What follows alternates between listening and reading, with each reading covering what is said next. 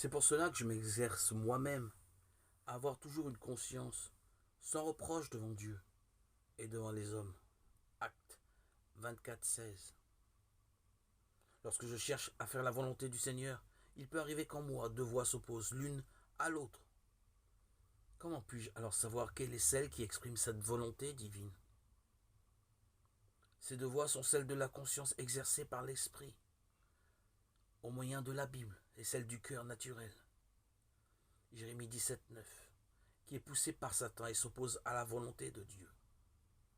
Il est important pour le chrétien d'avoir un œil en bon état, ou simple, saint, sans duplicité.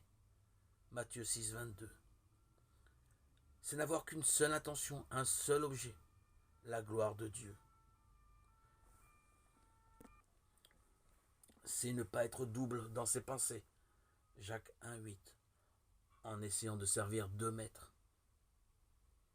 Tout travail pour le Seigneur, s'il est vraiment à sa gloire, doit aussi être en conformité avec la parole de Dieu.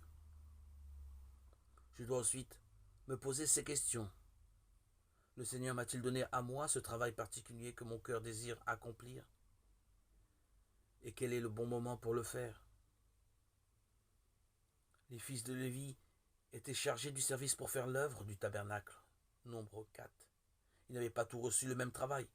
Certains pouvaient porter l'arche, l'autel d'or ou le chandelier. D'autres devaient se charger des lourds piliers de leur base, tandis que d'autres encore n'avaient que les pieux à transporter. Pourtant, chaque lévite avait un rôle dans ce travail pour la gloire de l'Éternel.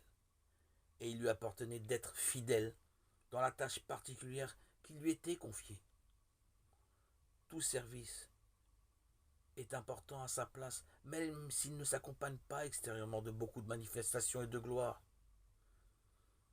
Et s'il ne donne pas beaucoup d'occasions d'être en vue. Celui qui a un œil en bon état est attentif à la gloire du Seigneur. Il s'oublie lui-même.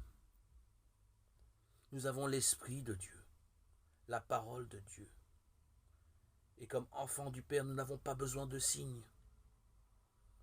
Il aura son œil sur nous pour nous guider. Psaume 32, verset 8.